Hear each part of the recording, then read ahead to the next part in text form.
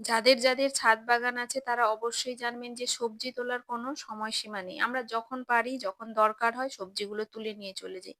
তবে মেইনলি আমাদের বিকেল বেলাটা সময় থাকে বলে সবজি তুলতে চলে আসি। তবে সকালেও যখন দরকার হয় দুপুরে কিছু রান্নার জন্য তখন সেটাও তুলে নিয়ে চলে যাই। তো আজকের সব্বাইকে শুভ সন্ধ্যার অনেক, অনেক শুভেচ্ছা। আজকে ছাদে চলে আসলাম আর বেশ কিছু সবজিও তুলে নিলাম। তবে আজকে সকালেও কিছু সবজি তুলে নিয়েছি। এই যে চাল কুমড়োটা দেখছেন এটা ২য় বার হয়েছে চাল কুমড়োটা। আগের চাল কুমড়োটা যখন তুলেছিলাম তখন এটা একটু ছোট ছিল। তো এটা এই চাল কুমড়ো গাছগুলোতে মাঝে, মাঝে ভালোই ফুল আসলেও সব ফুল হতে চায় না বা সব ফুল ফল হয় না। কারণ এগুলো মাঝে, মাঝে পোকা পিক করে দেয় যার ফলে নষ্ট হয়ে যায়। সেইজন্য আজকে যে ছোটগুলো রয়েছে সেগুলোতে একটু প্লাস্টিক বেঁধে দিলাম। পলিনেশন হয়ে যাওয়ার পরে যখন একটু বড় হতে থাকে তখন সেগুলোতে একটু প্লাস্টিক বেঁধে দিই বা প্লাস্টিকের নিচে একটু ছোট্ট হোল করে দিই। দেওয়ার পরে ওটা বেঁধে দিই।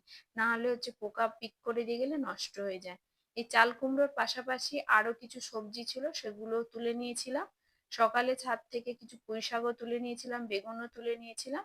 আর এই যে বরবটিগুলো তুলে নিচ্ছি এগুলো হচ্ছে একদম গাছটা শেষের দিকে তাতেও ২-৪টে করে বরবটি হচ্ছে বলে তুলে নিলাম।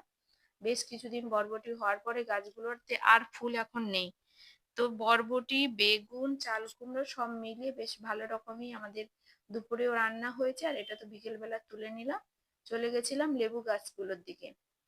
বেশ কয়েকটা লেবু পেকে গেছে সেই জন্য এটা কাঁচা ছিল বলে আমরা তুলিনি। পাকা ৪-৫টা লেবু তুলে নিয়েছি। আর এই যে দেখুন পুঁই শাকটা সকালবেলা তুলে নিয়েছিলাম।